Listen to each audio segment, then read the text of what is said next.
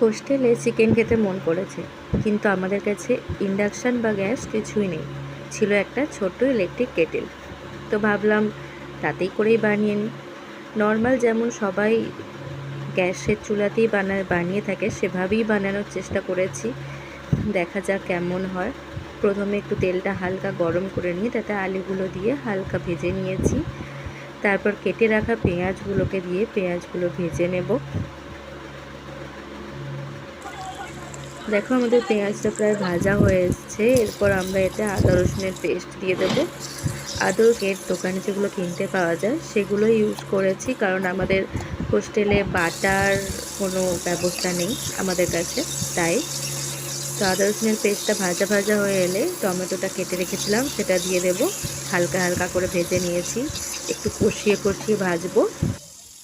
এইভাবে first time কেটলিতে chicken বানাচ্ছিলাম, তাই ভাবলাম তোমাদের সাথে রেসিপিটা শেয়ার করি। তো আমাদের মশলাটা প্রায় কষা হয়ে গেছে। এবার ধুয়ে রাখা চিকেনটা আমরা দিয়ে আরও কিছুক্ষণ ভালোভাবে রান্না করে নেব। ফার্স্ট টাইম বানাচ্ছিলাম ঠিক কথা, কিন্তু কেটলিতেই যে এত সুন্দর চিকেনটা খেতে হবে সেটা ভাবিনি। খুবই সুন্দর খেতে হয়েছিল, পুরো ঘরের মতো লাগছিল। তোমরা যারা আমার ভিডিওটা দেখছো তারা যদি কেউ হোস্টেলে থেকে থাকবো আর চিকেন খেতে মন করছে, তো এভাবে একবার বানিয়ে দেখো, খুবই ভালো লাগবে খেতে। এবার আমরা এর মধ্যে হলুদ গুঁড়ো, লঙ্কা গুঁড়ো অ্যাড করে আরও কিছুক্ষণ রান্না করব।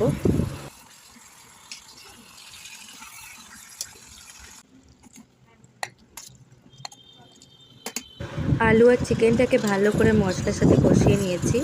এবার গ্রেভির জন্য পরিমাণ মতো একটু জল দেব, দিয়ে একটু ভালো করে নেড়ে নিয়ে ঢাকা দিয়ে ফুটতে দেব।